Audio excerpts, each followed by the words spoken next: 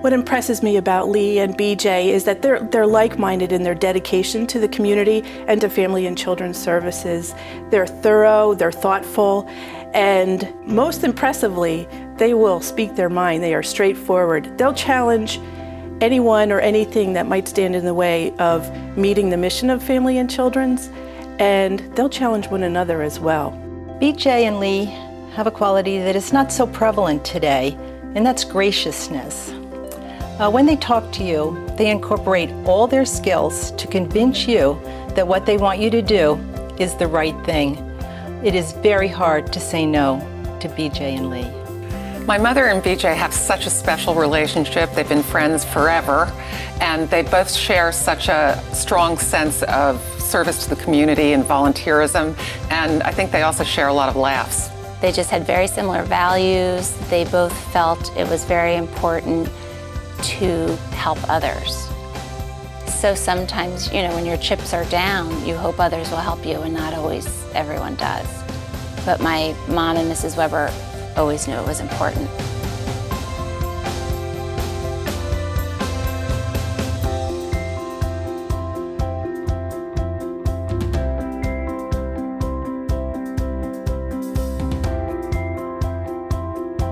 I think one of the reasons that Family and Children's Services survived for over 100 years is, and other agencies have not, is that the board was able to kind of look at the changing needs of the community and adapt its programs to meet those needs. BJ and Lee supported that. I think BJ really loved and supported the adoption program.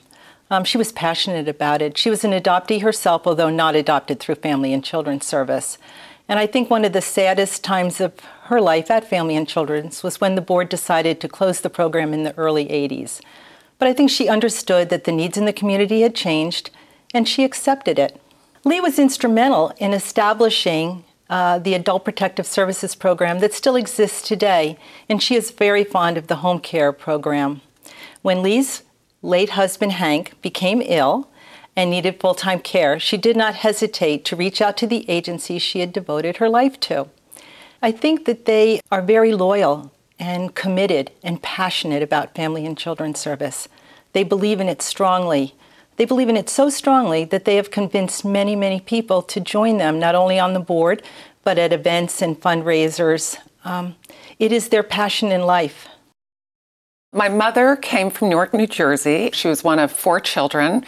My grandfather was a house painter, so they lived a modest life, but she ended up leading a big life. And I think it's surprising because she never went to college, but she's had so many different careers and vocations over her lifetime.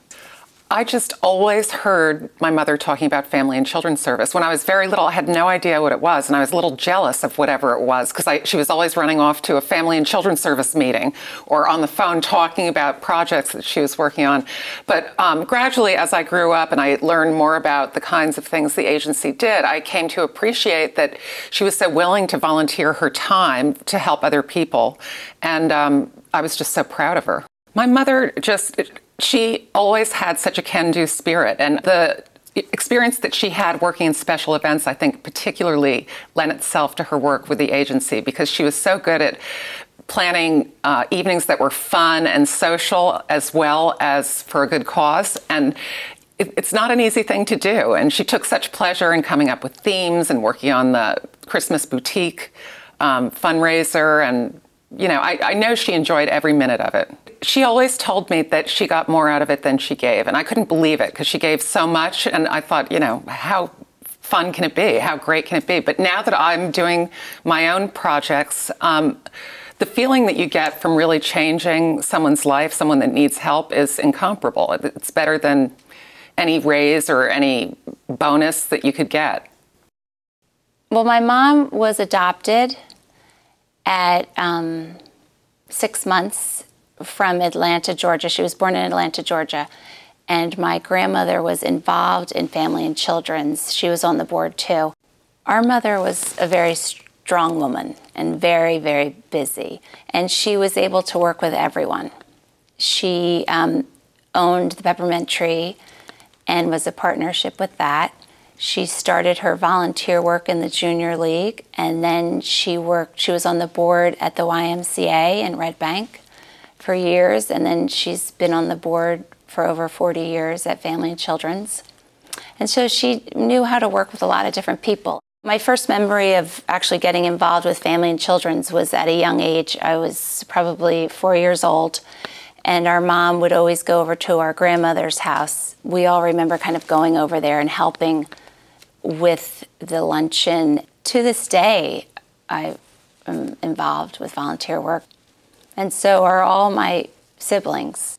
I think that's just the morals that you're raised with, and how when you're raised, I think you feel great about helping in the community, you feel good about yourself, but you also have to realize, as our mom always said, to count your blessings and to realize that you're so lucky. And I think you really do realize that through helping others.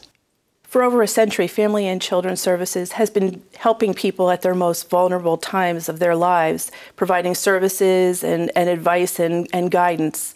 Lee and BJ have been a big part of that. Today, Family and Children serves over 18,000 clients a year. That includes adults who are abused, neglected, or exploited. It also includes families who are dealing with aging parents. The agency also helps mentally and physically challenged adults to remain independent. When I hear people say, "Oh, I don't have time for this community commitment," I think of Lee and BJ, who for a combined of almost a century, they've had to have had at least one time when it was inconvenient for them to serve. It's important to honor Lee and BJ with this award, to recognize and to hold up as an example this incredible continuity of service that they have provided to Family and Children's Services. They have set the bar extremely high for the rest of us. Their dedication, their commitment to the agency is unparalleled, and it's up to us to make sure that we move forward and carry on with that legacy. My mother is an inspiration in so many ways. She has a big heart. She's not afraid of anything or anyone. She's uber competent. She can always figure it out. I've heard her say, "I don't know what I'm doing," in the past, but somehow she doesn't let that get in her way. She always asks questions and masters whatever she sets her mind to. Our mom is like Gandhi and Emily Post and Dr. Oz and Dr. Phil all together. And she's an amazing person. And she just gives and gives. I mean, she's still giving, and she's 83 years old. Lee and BJ serve as incredible examples for the rest of us. They have had families outside, jobs outside of the home, and they've served other volunteer agencies, and yet they have continued to serve Family and Children's for all of this time. It's amazing. They are delightful to be around. I always have a great time when I'm with them. I'm proud to call them my friends. They are great women, and I love them, I really do.